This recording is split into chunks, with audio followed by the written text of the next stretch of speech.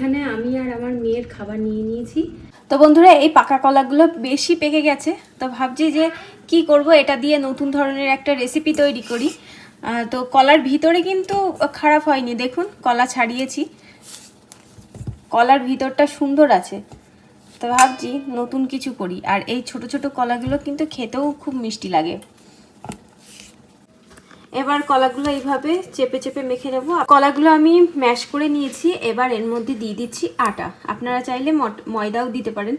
না, আমি কলার বড়া করব না, আজ আমি অন্য কিছু করব।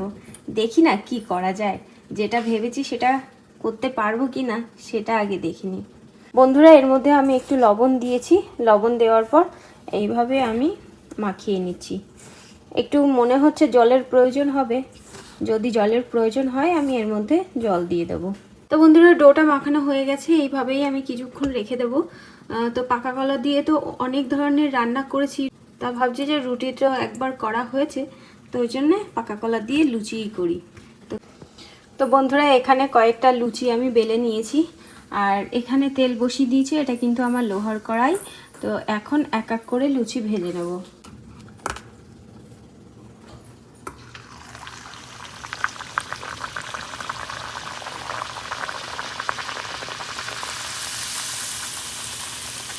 তো এবার তেল সুন্দর গরম হয়েছে, আর লুচিগুলো দেখুন পুরো বলের মতন ফুলে ফুলে উঠছে।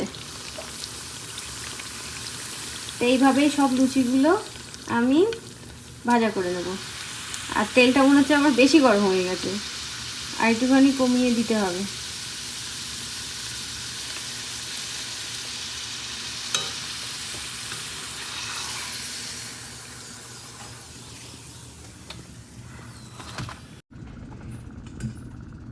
তো বন্ধুরা এখানে আমি আর আমার মেয়ের খাবার নিয়ে নিয়েছি।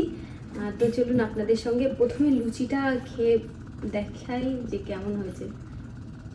পাকা কলার লুচি, কলা কলা একটা গন্ধ বেরোচ্ছে। পাকা কলার লুচি কিন্তু একটুখানি মিষ্টি মিষ্টিই হবে। আপনারা বাড়িতে এরকম ভাবে ট্রাই করতে পারেন। যদি কলা পেকে নষ্ট হয়ে যাচ্ছে, সেই কলা খেতে ইচ্ছা করছে না, কলার গায়ে দেখবেন কালো কালো দাগ হয়ে গেলে অনেকে খেতে চায় না, তখন এইভাবে লুচি বানিয়ে খাবেন, দারুণ হবে।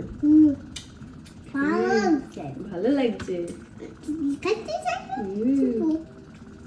tofu না, ওটা পনির।